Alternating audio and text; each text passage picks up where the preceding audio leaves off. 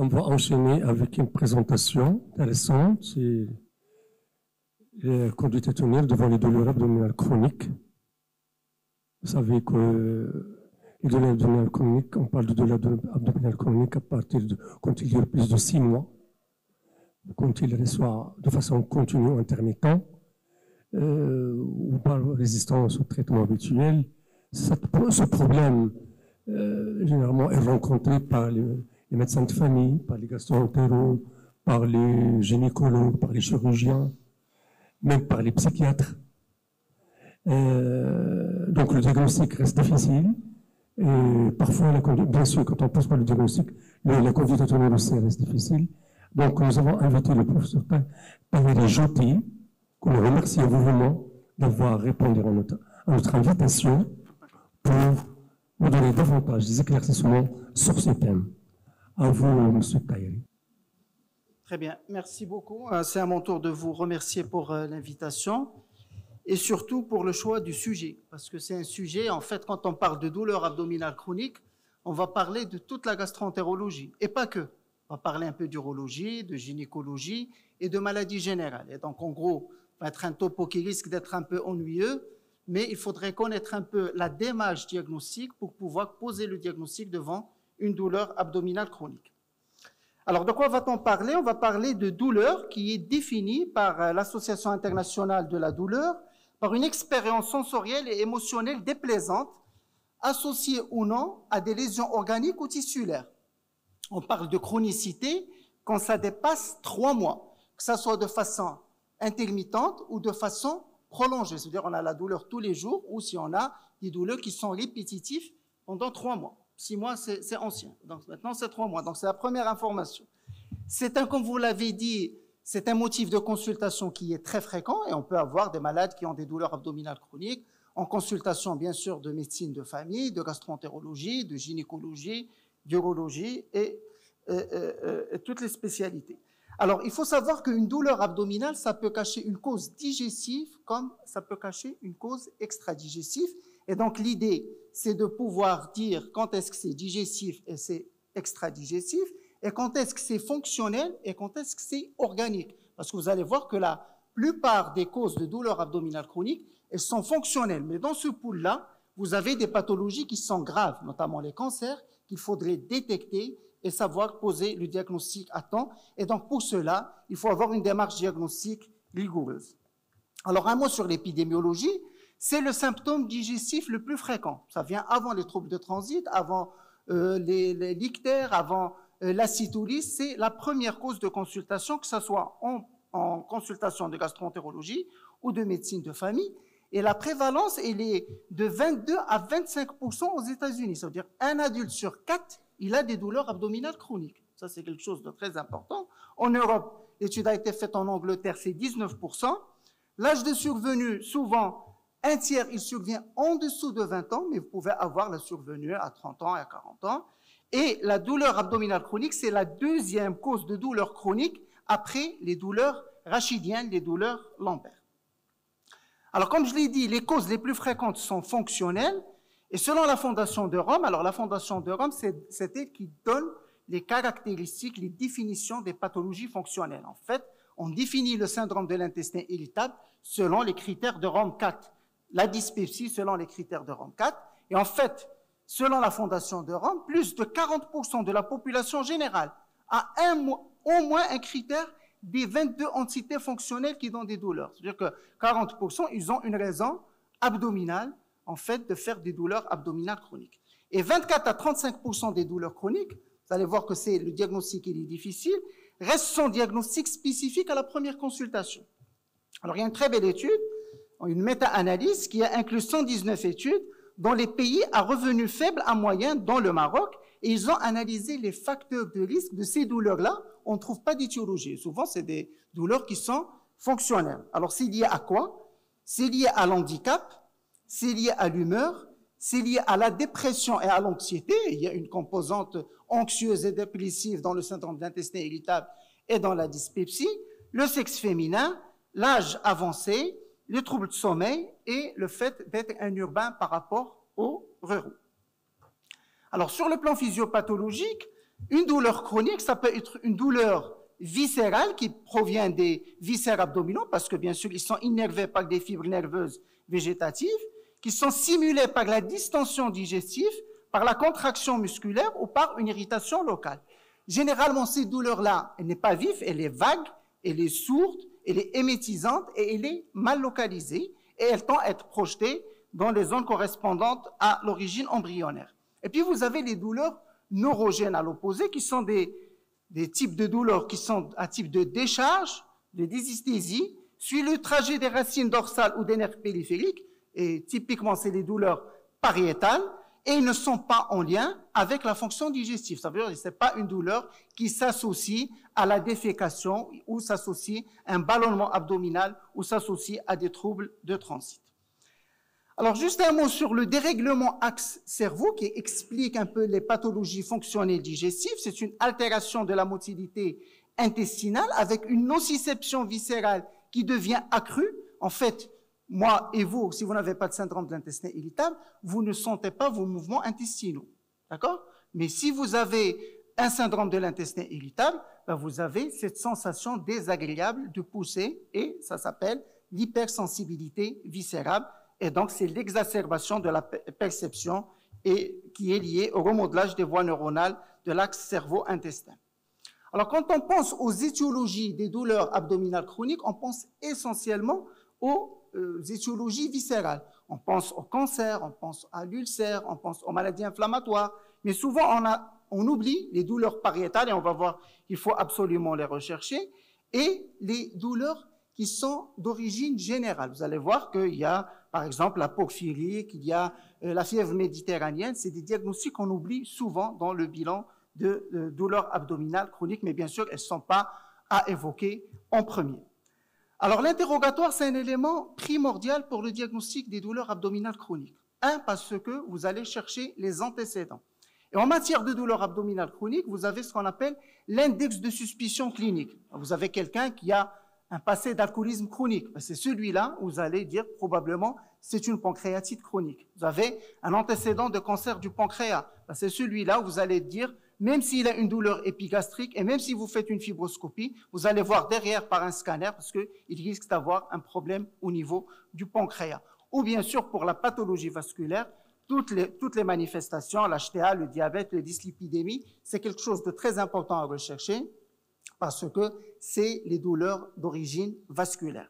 Donc, on va chercher s'il y a une chirurgie abdominale, sa nature et sa date, les pathologies particulières, bien sûr, l'HTA, le diabète, la dyslipidémie, les cardiopathies, les atteintes respiratoires, les antécédents de cancer. Quelqu'un qui a un cancer, qui a des douleurs abdominales, c'est probablement des métastases. Les maladies auto-immunes, les prises de médicaments, les antécédents toxiques. Je vous ai dit que tabac, alcool, essentiellement pour le pancréas et pour le côlon, consommation de drogue et les antécédents familiaux. Est-ce qu'il y a de la drépanocytose? Est-ce qu'il y a de la fièvre méditerranéenne? Est-ce qu'il y a de la porphyrie dans la famille? Et puis l'interrogatoire va s'atteler à définir, à en fait disséquer ces douleurs, comment elle est. Parce que c'est très important, il faut voir sa topographie, son type, sa durée, les horaires d'apparition et la fréquence des récidives. Il y a par exemple des choses qui sont très typiques. Quand vous avez quelqu'un qui a des douleurs juste en postprandial, alors si je vous pose la question, quel est le premier diagnostic? Vous avez quelqu'un qui a vraiment mal juste en postprandial. Pardon? Le reflux, ça, c'est la dyspepsie. D'accord? Ça, c'est la dyspepsie. Mais si je vous dis quelqu'un qui a 50 ans, qui a perdu du poids, qui a de l'HTA, qui est diabétique et qui a mal juste après avoir mangé. Parce que ça, souvent, on l'oublie. Infarctus, non. Infarctus, ça, c'est l'étape ultime. C'est l'angor mésentérique. En fait, il fait de l'angor. Comme quelqu'un de cardiaque qui va faire un angor cardiaque, il fait de l'angor intestinal parce qu'il a de l'athérome au niveau du transcéliaque. D'accord? Et donc ça, si vous ne posez pas la question, et si vous n'avez pas ce critère sémiologique, ben vous n'allez pas suspecter ce diagnostic vasculaire et vous n'allez pas demander, vous allez voir qu'il y a des éléments typiques à demander, par exemple, sur le scanner. D'accord? Donc ça, c'est ce qu'on appelle l'index de suspicion clinique. Et puis, bien sûr, quand vous avez une douleur abdominale, vous allez voir qu'est-ce qu'il y a d'autre comme symptômes. Vous avez le pyrosis, vous avez l'anorexie. Quand vous avez une perte de poids, c'est toujours inquiétant, mais ce n'est pas toujours un cancer. Je vous ai dit que même pour tout ce qui est vasculaire, vous pouvez avoir une perte de poids. Ballonnement abdominal, nausées, vomissements, ictère, les signes rouges, bien sûr, ils sont, on les appelle rouges parce que ça nous effraie, mais aussi parce qu'il y a du sang, méléna, hématurie, hématémèse.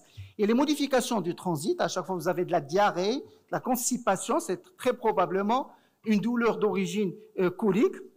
Et puis, rechercher les signes urinaires, parce qu'il n'y a pas que les viscères digestifs, mais il y a aussi tout ce qui est urinaire. Donc, si vous avez une polacurie, une dysurie, une hématurie, les signes gynécologiques, des grossesses, une grossesse ou des pertes. Alors, l'examen clinique, vous allez bien sûr voir à l'inspection, est-ce qu'il y a de l'asymétrie abdominale, est-ce qu'il y a des taches rubis nombreuses pour les hépatopathies, un érythème noueux, pyoderma gangrénosum, ça c'est pour les maladies inflammatoires de l'intestin. Vous allez faire une auscultation, vous allez voir s'il y a des bruits digestifs anormaux, une percussion pour voir est-ce qu'il y a de l'acide, est-ce qu'il y a du tympanisme. Alors, quand vous avez du tympanisme, soit c'est un ballonnement qui rentre dans le cadre d'un syndrome d'intestin irritable ou un syndrome subocclusif. Et puis, l'examen clinique est très important. Une défense localisée ou diffuse, c'est toujours quelque chose de sérieux. Alors, je ne sais pas si vous connaissez le test de Carnet, et je ne pense pas que le test de Carnet, donc on va garder le suspense entier pour l'expliquer tout à l'heure. Et puis, il faut rechercher s'il y a une masse tumorale, une hépatosplénomégalie ou un globe urinaire. Alors, on peut s'orienter, quand vous avez une douleur, selon la sémiologie de la douleur. Vous posez la question, j'ai fait mon interrogatoire, j'ai la topographie, j'ai le type de douleur, est-ce que ça ressemble à une douleur qui est d'origine œsophagienne, et quand vous avez une douleur épigastrique avec un pyrosis, c'est le reflux, d'accord? Est-ce que ça vient de l'estomac ou du duodénum? Est-ce que c'est une douleur qui est d'allure colique? En fait, c'est souvent le cadran inférieur gauche. Est-ce que c'est pancréatique? Et la douleur pancréatique, elle est assez typique, elle est épigastrique et transfixiante. Elle est au niveau, bien sûr, épigastrique. Les douleurs biliaires, vous connaissez tous, c'est la colique hépatique. Et donc, il faudrait se dire, est-ce qu'on est devant une douleur chronique de quel organe? Deuxième chose, on pourrait aussi s'orienter en fonction de la localisation de la douleur. Et on va dire, une douleur épigastrique, c'est plutôt l'estomac, d'accord? Ulcère, cancer, dyspepsie fonctionnelle, gastroparésie, mais aussi les douleurs pancréatiques. Et c'est pour ça que je vous dis, quand vous avez un index de suspicion clinique qui est élevé, et moi j'ai eu des cas, on s'est dit, c'est une dyspepsie, il est HP positif, il a 50 ans, on n'a pas posé la question, est-ce qu'il y a des antécédents de cancer pancréatique, et 2 mois après, il est ictérique, d'accord? Et ça, c'est l'index de suspicion clinique, ou bien sûr chez quelqu'un qui a une prise, une intoxication alcoolique, et qui est importante, d'accord? Puis on peut aussi voir, est-ce que c'est une douleur de l'hypocondre droit, bien sûr tout ce qui est biliaire, tout ce qui est dysfonction du sphincter d'Oddi. Une douleur de l'hypocondre gauche, c'est essentiellement les douleurs qui sont soit coliques, soit liées à la splénomégalie, et bien sûr les douleurs abdominales, en fait, du cadran inférieur, en fait, c'est les maladies inflammatoires de l'intestin et les maladies gynécologiques. Et puis, il y a une autre orientation diagnostique en fonction des signes associés. Vous avez une douleur chronique, je vous ai dit, si vous avez des antécédents de cancer, on pense aux métastases. Si vous avez une dépendance à l'alcool devant vous, ce patient-là, il faudrait penser à soit un cancer, soit une pancréatite chronique. Quand vous avez, par exemple, un âge au-delà de 50 ans, on pense essentiellement aux pathologies organiques. Quand vous avez de la constipation ou de la diarrhée, ça peut être une maladie intestinale. Quand vous avez des vomissements chroniques, c'est quelque chose qui est obstructif. Ça peut être une sténose post-pylorique, ça peut être un néo du pancréas qui comprime, d'accord? Et quand vous avez de l'hémorragie digestive qui est extériorisée, bien sûr, c'est toujours le tube. Et puis, bien sûr, la perte de poids, il faudrait penser à ce qui est vasculaire, et ça, c'est un élément majeur. Alors, tous les patients chez qui j'ai fait le diagnostic d'angor intestinal, en fait, ils ont vu au moins une dizaine de médecins, et en fait, personne n'a pensé, on a fait la fibro, on a fait la colono, on n'a pas pensé à voir les axes vasculaires, parce que vous avez l'athérome, et l'athérome, en fait, ça donne des douleurs au moment où vous mangez, et le patient devient phobique, il ne mange plus, et il a une perte de poids. D'accord? Alors, si je vous pose la question, est-ce qu'il y a un bilan un bilan minimum quand vous avez une douleur abdominale chronique sans orientation. Ça veut dire que vous n'avez pas quelqu'un qui a une douleur avec trouble de transit, ballonnement, ça vous savez, c'est probablement un syndrome de l'intestin irritable et on va voir tout ça.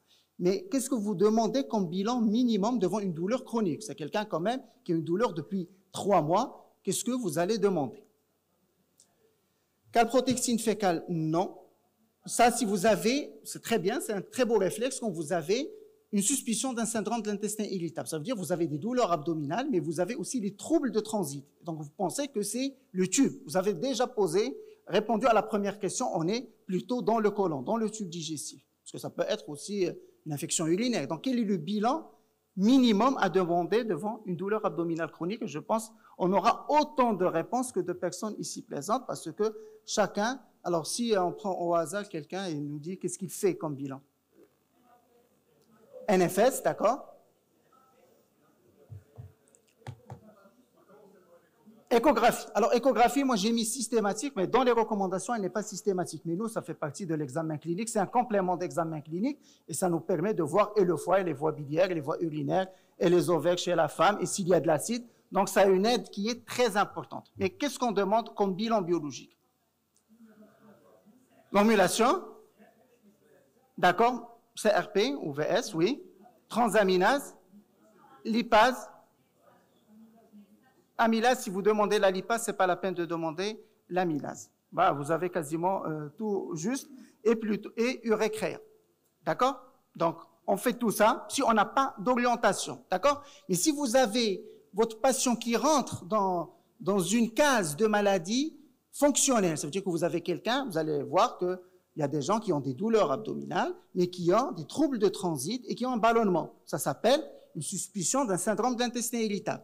À ce moment-là, on demandera la calprotectine, d'accord? On demandera la calprotectine, on demandera une parasitologie des selles, d'accord? Et on demandera, si c'est une forme mixte ou une forme diarrhéique, on demandera, non. Si on a de la diarrhée, des douleurs abdominales. Parasito, on l'a dit. Maladie cœliaque, toujours rechercher la maladie cœliaque, d'accord? Donc, quand vous avez une forme mixte, une forme avec diarrhée pour le syndrome de l'intestin irritable, on demande des anticorps antitransglutaminase, d'accord? Et si on n'a pas d'orientation, au départ, c'est le bilan minimum. On demande une numération, un bilan hépatique, un bilan rénal, une glycémie, une CRP et une lipasémie, et avec ça, on a touché quasiment tous les organes intra-abdominaux, bien sûr. Ça, c'est le premier bilan. Il faudrait qu'il soit normal pour qu'on commence à penser que c'est fonctionnel. D'accord? On ne peut pas dire que c'est fonctionnel alors qu'on a une anémie. C'est une autre démarche, les adultes. Quand on a une anémie chez quelqu'un qui a une douleur abdominale chronique, c'est le feu à la maison. Il faudrait explorer absolument. Il faudrait faire une fibro, une colonoscopie. D'accord? Donc, il faudrait absolument avoir ce bilan-là. Alors, bêta-CG, s'il y a un doute sur la grossesse, et ne serait-ce qu'il y a 3 semaines, j'ai une dame qui vient, qui est suivie pour un syndrome de l'intestin irritable. Elle vient, elle me dit, voilà, ça fait 2 jours, j'ai des douleurs abdominales qui sont pelviennes. Je pense que c'est mon syndrome de l'intestin irritable. Je l'examine, il y avait une petite sensibilité. Je lui pose la question, est-ce que vous êtes enceinte? Elle me dit, non, mon mari n'est pas là. Et finalement, c'était une GE. Moi, j'ai dit, à l'examen clinique, ces douleurs-là ne ressemblaient pas à un syndrome de l'intestin irritable. C'est l'examen clinique qui est très important. Donc, il ne faudrait pas tomber dans ce genre de piège. Si vous avez une anomalie de l'examen clinique, d'accord, ben, il faudrait absolument demander un bilan. Donc, bêta-CG était positif et sur le scanner, elle avait déjà un hémopéritoine. Alors, l'échographie abdominale, j'ai dit que c'est systématique. Alors, si vous voyez un peu les recommandations, on vous dit que voilà, on va demander l'échographie qu'en cas de suspicion de tumeur ovarienne chez les patients qui ont plus de 50 ans. Moi, je sais qu'au Maroc, tout le monde fait l'échographie, tout le monde est équipé par un échographe dans son cabinet. Ça fait partie quasiment de l'examen clinique et ça rend énormément service aux patients. Donc, cette dame-là, on aurait vu l'hémopéritoine tout de suite. Alors, les signes de gravité, ça c'est très important. Quand vous avez une douleur abdominale chronique, ces éléments, ça c'est la diapositive la plus importante. Quand vous avez ça, vous ne pouvez plus dire que vous êtes dans le fonctionnel. On ne peut pas être dans le fonctionnel. Quand on a quelqu'un qui a plus de 60 ans, ça veut dire qu'on est obligé de faire une exploration. D'accord? même qu'il répond à tous les critères du syndrome de l'intestin irritable. Il a une douleur, ballonnement, trouble de transit, alternance diarrhée, constipation, mais il a 60 ans, il peut avoir un polype comme il peut avoir un néo. D'accord? Perte de poids de plus de 5%. D'accord? Quand vous avez une perte de poids, on n'est plus dans le fonctionnel. L'anémie, encore une fois, les vomissements chroniques, les antécédents de cancer colorectal, gastrique ou de Mickey. Quand vous avez ça, cet antécédent-là, il faudrait au moins faire une endoscopie. Et par exemple, quand vous avez une douleur abdominale chez quelqu'un qui a des antécédents familiaux de Mickey, il faudrait demander une calprotectine fécale. La fièvre, ce n'est pas du fonctionnel. Douleur qui réveille la nuit, et ça c'est quelque chose de très important. Le caractère nocturne de la douleur, si le malade se réveille la nuit, on n'est pas dans le fonctionnel. Les douleurs fonctionnelles, elles s'amendent le soir parce qu'elles sont liées à l'anxiété et au tonus. Et quand quelqu'un dort, en principe, il n'a plus mal. Si la douleur le réveille, c'est qu'il y a de l'organique. D'accord? Pardon? Qui c'est qui parle? Oui, jambes sans repos, mais c'est l'anémie souvent. Hein. Mais c'est associé au syndrome de l'intestin irritable. Ça, c'est un syndrome qu'on peut associer au syndrome de l'intestin irritable. Alors, si vous avez bien sûr du sang dans les selles ou dans les urines, ça c'est évident. Si vous avez de l'ictère, si vous avez des œdèmes des membres inférieurs et si vous avez une masse abdominale ou une organomégalie, soit une hépatomégalie, soit une splénomégalie. Donc, quand vous avez ça à l'examen clinique, ne dites pas que le patient peut avoir un syndrome de l'intestin irritable ou une dyspepsie fonctionnelle. C'est les douleurs fonctionnelles les plus fréquentes en consultation de médecine générale. Soit l'ADF, la dyspepsie fonctionnelle, soit le syndrome de l'intestin irritable. J'ai combien encore de temps? 10 minutes, alors on en est... Alors, si vous avez des signes d'alarme, s'il vous plaît, il faudrait, même si vous avez un bilan biologique qui est normal, vous n'avez aucune orientation, le bilan biologique est normal, mais vous avez des signes d'alarme. À ce moment-là, vous avez le choix entre une imagerie en coupe, ça veut dire scanner, souvent c'est le scanner avant l'IRM, soit l'endoscopie. Petite astuce pour voir qui c'est qu'on devrait faire en premier, c'est quand vous avez des troubles de transit, quand vous avez des signaux nausées, pesanteurs, c'est une fibroscopie. Quand vous avez des troubles de transit, constipation, diarrhée, vous demandez la colo. Si vous n'avez pas de troubles de transit, on peut démarrer par un scanner, d'accord? Et bien sûr, en fonction de l'index de suspicion clinique, on peut demander une IRM, une échoendoscopie, un dosage de l'élastase, en fonction de ce qu'on veut exactement. D'accord? Est-ce que c'est clair jusque-là? Très bien. Alors, pour récapituler, quand vous avez des douleurs abdominales chroniques, d'accord? Et vous avez un bilan biologique, vous êtes là, vous êtes dans cette situation-là, est-ce que vous voyez? Vous êtes dans cette situation-là, votre bilan biologique premier est négatif et vous n'avez aucun signe d'alarme.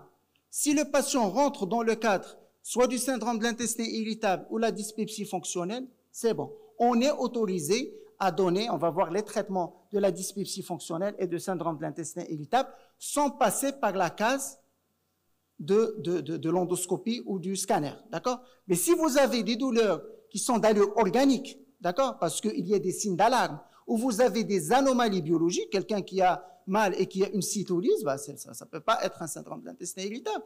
La question qu'il faut poser, est-ce qu'on est devant une douleur d'origine intestinale? Est-ce que c'est le tube? D'accord? Est-ce que c'est l'estomac? Est-ce que c'est le duodénum? Est-ce que c'est le grêle? Est-ce que c'est le côlon? Est-ce que c'est le rectum? Est-ce que c'est pancréatique? D'accord? Est-ce que c'est gynécologique? D'accord? On peut avoir des douleurs, par exemple, de endométriose, cancer ovarien. Est-ce que c'est urologique? Est-ce que c'est pariétal? Et on va voir les douleurs pariétales, comment il faut les détecter, parce que c'est une cause très fréquente de douleurs, ce qu'on appelle les douleurs inexpliquées. En fait, c'est des douleurs qui sont pariétales et souvent des malades qui ont 2, 3 scanners, une IRM et qui ont toujours mal et qui ne rentrent pas dans la case du syndrome de l'intestin irritable. Et bien sûr, ce qui est vasculaire. Alors, je vous ai dit qu'il y a 2 grands chapitres très intéressants pour vous, pour ce qui est douleur fonctionnelle. Vous avez la dyspepsie fonctionnelle. Et s'il vous plaît, faites la différence entre dyspepsie fonctionnelle et reflux. Le reflux, c'est le pyrosis, c'est les régurgitations acides. La dyspepsie, c'est la pesanteur, c'est la brûlure épigastrique. C'est 2 choses qui sont différentes, d'accord? Sur le plan physiopathologique et sur le plan traitement. Alors, quand on a une dyspepsie, en fait, vous avez cette pesanteur Au départ, on dit que c'est une dyspepsie qui n'est pas investiguée, parce qu'on n'a pas encore fait de fibroscopie. D'accord? Alors, qu'est-ce qu'on fait? Quand on a des signes d'alarme, là encore, on doit aller vers une fibroscopie. Si on n'a pas de signes d'alarme, qu'est-ce qu'on fait? On traite par quoi? Les antiacides. IPP. Non. Voilà, mon ami. Voilà. Très important. Il faut rechercher l'HP. Quand vous avez quelqu'un qui a une dyspepsie non investiguée et qui n'a aucun signe rouge, ça c'est très important, c'est-à-dire qu'il n'a pas plus de 60 ans ou de 50 ans, nous on prend 50 ans parce qu'on a beaucoup de cancers de l'estomac chez le jeune, il n'est pas anémique, il n'a pas d'antécédents familiaux, il n'a pas de dysphagie, il n'a pas d'altération de l'état général, il n'a pas d'amaigrissement, à ce moment-là, on est autorisé à rechercher l'HP parce qu'on est dans un pays où la prévalence de l'HP dépasse les 20%. On est vraiment très très loin des 20%, on est à 80%, d'accord? Quasiment à 80%. Donc on recherche cet HP, on le traite, d'accord? Donc c'est la première case. Donc les signes d'alarme, c'est quasiment les mêmes signes d'alarme qu'une douleur abdominale chronique. C'est l'âge, c'est les antécédents, c'est l'anémie, c'est la dysphagie, c'est la perte de poids. Donc très important, vous avez quelqu'un qui a une satiété précoce ou une douleur épigastrique, bah, automatiquement, demandez les signes rouges. Si vous ne les avez pas, vous êtes autorisé à ne pas faire une fibro et de rechercher l'HP et de traiter. D'accord? Mais sinon, il faut absolument, ce que je vous demande, c'est pas du tout bon d'avoir une anémie et une douleur épigastrique et scinder les deux, dire voilà, il a une anémie philiprive, on va traiter, il a une dyspepsie et finalement, c'est un cancer de l'estomac ou un lymphome de l'estomac. D'accord? Donc, il faut absolument demander la fibroscopie, ne serait-ce que sur l'âge. Quand on est au-delà de 50 ans, il y a ceux qui disent 50 ans, 55 ans, 60 ans. Les Américains sont plutôt sur 60 ans. Nous, ce qu'on fait, c'est à partir de 50 ans, on demande une fibroscopie parce qu'on a beaucoup de consanguinité et on voit beaucoup de cancers de l'estomac chez le jeune. Et regardez les recommandations américaines. Quand vous avez une dyspepsie, soit vous avez des signes d'alarme, il faut les avoir à côté de vous, d'accord? Si vous avez quelqu'un qui a une dyspepsie, qui a une anémie, on fait une fibroscopie. S'il n'y a pas de signe d'alarme, on recherche l'HP et on traite. Et s'il y a HP et vous avez 80% de chances de trouver l'HP, si vous traitez et les symptômes persistent, alors ce que disent les recommandations, on peut aller vers les IPP. Moi, je vous dis, probablement, il faudrait, l'attitude la plus sage, c'est de faire une fibroscopie pour voir est-ce qu'il n'y a pas de cancer ou de lymphome. Si vous n'avez rien, et l'HP, il n'est plus là, là, vous avez votre diagnostic de dyspepsie fonctionnelle. D'accord? Moi, j'ai encore 1 heure. Hein? Si vous m'avez demandé douleur abdominale chronique, je ne peux pas brader. D'accord? Bon, on va faire vite. Donc, ça, c'est la dyspepsie. Donc, premier étage du traitement, rechercher l'HP, traiter. Si ça ne marche pas, vous gardez les symptômes, vous faites la fibroscopie. S'il n'y a rien, vous gardez votre diagnostic de dyspepsie fonctionnelle et vous traitez par des IPP, demi-dose ou dose pleine, des cures de 8 semaines. Si ça ne marche pas, il y a les antidépresseurs, mais ça, c'est une autre histoire. Donc, restez dans les 2 premiers étages. Très bien. Deuxième élément, c'est le syndrome de l'intestin irritable. Et là, vous avez encore, quand vous avez une douleur, en fait, le syndrome de l'intestin irritable, c'est très simple. C'est une douleur abdominale, trouble de transit, ballonnement. Et quand vous avez ça, vous avez les critères. Si ça dure depuis 6 mois, ça c'est le syndrome de l'intestin irritable, au moins 3 mois avec des symptômes, donc vous dites que vous êtes devant un syndrome de l'intestin irritable. Alors je passe sur les caractéristiques de la douleur. Il y a quelque chose qui doit toujours attirer votre attention. Quand vous avez une douleur et le malade vous dit « je suis très bien quand je suis en vacances, quand je ne suis pas stressé, quand je n'ai pas de problème à la maison, je n'ai plus mal », ça c'est du fonctionnel typique. D'accord? Ballonnement abdominal, donc vous connaissez. Les troubles de transit, ça vous permet de voir est-ce que c'est un syndrome de l'intestin irritable avec constipation, et c'est le plus fréquent, mixte ou avec diarrhée. On a très peu de patients qui ont un syndrome de l'intestin irritable avec diarrhée. Et souvent, les patients qui ont un syndrome de l'intestin irritable, ils ont beaucoup d'autres manifestations. Association avec la dyspepsie dans 50% des cas. Et puis, vous avez d'autres manifestations. Vous avez, par exemple, les proctalgies fugaces. Vous avez la sensation de boule dans la gorge. Et puis, vous avez tout ce qui est extradigestif, la fibromyalgie, la dyspareunie, les précordialgies, les douleurs abdominales, les douleurs lombaires chroniques. Et donc, c'est quelqu'un qui vient se plaindre de tout. Et souvent, ils ont beaucoup de manifestations. Alors, si vous suspectez ce syndrome de l'intestin irritable dès le départ, c'est ce que nous a dit notre ami, à ce moment-là, vous demandez la calprotectine. Si vous avez quelqu'un, douleur abdominale, diarrhée ou alternance diarrhée-constipation, vous faites la coproparasitologie des selles, la sérologie pour la maladie cœliaque, c'est les anticorps antitransglutaminase, et vous demandez la calprotectine fécale.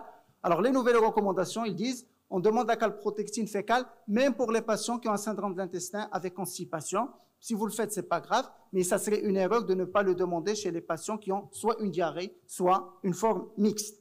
Alors, coloscopie obligatoire en cas de signe rouge, et là encore, quand vous avez un âge de plus de 50 ans, quand vous avez de l'anémie, quand vous avez une altération de l'état général, et quand vous avez surtout des antécédents familiaux. Les gens ne posent pas la question. Si vous avez quelqu'un qui a des douleurs abdominales, un frère qui vient de décéder à 40 ans pour un cancer colique, il faut absolument faire une coloscopie et pas dire qu'il a moins de 50 ans.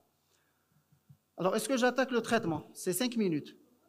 Voilà, c'est le plus important. Alors, syndrome de l'intestin irritable, première chose, quand vous avez devant vous quelqu'un qui a un syndrome de l'intestin irritable, dès le départ, vous lui expliquez, alors, si vous êtes sûr du diagnostic, bien sûr, et c'est souvent ce problème de manque de confiance du médecin, parce qu'il n'a pas fait la colo, il n'est pas sûr. Quand il n'est pas sûr, il ne peut pas transmettre une confiance au patient, et le patient le ressent, d'accord? Donc, il faudrait, dès que vous avez le diagnostic définitif, et c'est souvent après une coloscopie, lui dire que c'est une maladie par essence chronique. Ce n'est pas une pathologie qu'on va traiter une fois. Ce n'est pas une ordonnance et c'est fini. Ce n'est pas une infection. Donc, c'est une maladie qui est amenée à avoir d'autres récidives symptomatiques. Et donc, ce qu'on va traiter, c'est les symptômes. La douleur, ballonnement, les troubles de transit. Il faut lui expliquer ça. Parce qu'autrement, à chaque fois qu'il va entendre qu'il y a un néo dans la famille, il va revenir, il va vous dire « j'ai encore mal », on fait un scanner, et c'est des patients qui consomment énormément d'examens complémentaires. D'accord? Donc ça, c'est quelque chose de très important. Si vous n'expliquez pas au patient, il va considérer que vous êtes incompétent pour le traitement. Parce que vous avez donné un traitement, vous ne lui avez pas expliqué que c'est une maladie par essence chronique. Alors, la question éternelle, qu'est-ce qu'on doit manger? Alors, il n'y a pas beaucoup de recommandations. Les seules recommandations scientifiques qui existent, c'est les recommandations anglaises de Nice. Je les ai gardées. Alors, été collé. Alors, c'est comme vous voulez. Si vous voulez que j'arrête, j'arrête, mais... Voilà, quand même. Ils sont contents. L'assistance qui... Ils sont contents. On ne va pas poser de questions. S'ils sont contents, moi je suis content. C'est vous qui décidez. Hein? Voilà. Très bien. Alors, il faudrait ne pas sauter de repas. D'accord? Ça, c'est les recommandations anglaises. C'est ce qu'il y a de sérieux. Sinon, il n'y a rien. Après, les gens commencent à donner des recommandations de leur propre chef. Il n'y a pas de recommandations en dehors de celle-là. Prendre beaucoup d'eau, ne pas prendre de café, pas d'alcool, diminuer les aliments où il y a beaucoup de fibres, parce que parfois, nous, on dit aux patients, prends le pain avec le sang. C'est une très mauvaise idée. Ça augmente le ballonnement. D'accord? Il faudrait diminuer les fruits frais, d'accord? Maximum 80 grammes par jour, et éviter le sorbitol. C'est les seules recommandations qui existent. Alors, les autres recommandations, c'est le régime FoodMaps. Je ne sais pas si vous avez déjà entendu parler de ce régime. Alors, c'est un régime qui est plutôt asiatique. En fait, ces aliments-là, c'est les oligodimonosaccharides fermentables et polyoïdes. Ça donne une augmentation de l'effet osmotique et la fermentation par le microbiote. Et quand on ne les prend pas, on a moins de douleurs abdominales. C'est très astreignant au Maroc parce qu'on va dire aux gens, ne prenez pas beaucoup de blé. Et nous, on a une alimentation à base de blé. Donc souvent, ce n'est pas suivi, d'accord? Sauf pour les gens qui n'aiment pas le blé, il en existe très peu au Maroc, d'accord? Et donc c'est recommandé, que ce soit dans les recommandations coréennes ou américaines. Vous avez le premier traitement médicamenteux, c'est les probiotiques. Donc c'est une famille qui est hétérogène. Quand on parle de probiotiques, c'est beaucoup de souches, beaucoup de sous-souches, et donc c'est très important quand quelqu'un vient vous voir avec un probiotique, vous lui dites quelles sont les souches, quelle est la dose, quelle est la formulation, ça c'est des choses qui sont très importantes. Mais de façon générale, ça marche sur le syndrome de l'intestin irritable. Vous avez une étude ici, 700 patients qui ont un syndrome de l'intestin irritable versus 575 contrôles, et vous avez une réponse de 53% versus 27%. Alors regardez le bras placebo, c'est 27%, parce que c'est une maladie fonctionnelle. D'accord? Si c'était un néo, on n'a pas de 27% dans les bras néo de traitement. Donc, c'est le fait que ça soit une maladie fonctionnelle et donc vous avez 2 fois plus d'efficacité par les probiotiques pour le syndrome de l'intestin irritable. Et bien sûr, c'est recommandé par les recommandations et japonaises et coréennes. Alors, rifaximin, je vais très très vite sur la rifaximin parce que ça peut être utilisé que dans le syndrome de l'intestin irritable avec diarrhée. D'accord? Nous, on n'a quasiment que des syndromes d'intestin irritable, soit mixtes, soit avec constipation. C'est très rare d'avoir un syndrome d'intestin irritable avec diarrhée. Ça, on donne la rifaximin à 550 mg x 3. Nous, on n'a pas la présentation au Maroc, on n'a que des présentations à 200 mg au Maroc. Donc, ça vous fait beaucoup de comprimés à avaler et 600 mg. Et puis, vous avez les antispasmodiques. Vous avez le choix des antispasmodiques. Ils peuvent apporter un soulagement à court terme pour le syndrome de l'intestin irritable, notamment les douleurs abdominales, le score de gravité, mais bien sûr, il faudrait voir leur effet secondaire et ils sont recommandés par les recommandations coréennes, américaines et japonaises. Alors, les Américains récemment, ils ont fait un petit volte-face concernant les antispasmodiques. Ils disent que ça peut ne pas être aussi efficace qu'on le pensait avant, mais au Maroc, on n'a que ces 3 choses. On n'a que la rifaximin, les probiotiques et les antispasmodiques pour le traitement de première ligne. Très bien. Alors ça va être ma dernière diapositive parce que je ne pense pas que j'ai le temps de parler des causes rares des douleurs abdominales parce que ça prendrait encore 15 minutes. Mais j'essaie d'enfoncer le clou doucement. Mais alors, quand vous avez quelqu'un qui a un syndrome de l'intestin irritable sur une suspicion clinique, ça veut dire qu'il a les critères de ROM 4. Il a des douleurs abdominales, il a un ballonnement et il a des troubles de transit. Il n'a pas de signe rouge. Celui-là, on peut le traiter sans faire de coloscopie. Qu'est-ce qu'on a en première ligne? On a la rifaximin, les antispasmodiques et les probiotiques. Si ça ne marche pas, on fait une coloscopie. Si vous avez des symptômes qui persistent, ben vous faites une coloscopie. Et si vous n'avez rien sur la coloscopie, ça confirme votre suspicion que c'est juste un syndrome de l'intestin irritable. Ben à ce moment-là, vous pouvez changer. Vous étiez sur les probiotiques, vous mettez plutôt des antispasmodiques et des absorbants de gaz. D'accord? Et puis après, toujours 3e ligne, il y a les antidépresseurs. Mais s'il vous plaît, les antidépresseurs tricycliques, mais jamais, s'il vous plaît, d'antidépresseurs chez quelqu'un qui n'a pas de coloscopie. Ça, c'est très important. Ça diminue la douleur. Et s'il y a une grosse masse, une tumeur, ben, ça va continuer à grossir. Donc, il faut absolument avoir une coloscopie. Alors, je pense que je vais laisser les causes rares pour le congrès de l'année prochaine, parce que ça mérite. Merci beaucoup. Merci, M. Tahiri. Merci à l'assistance pour votre patience. Merci beaucoup.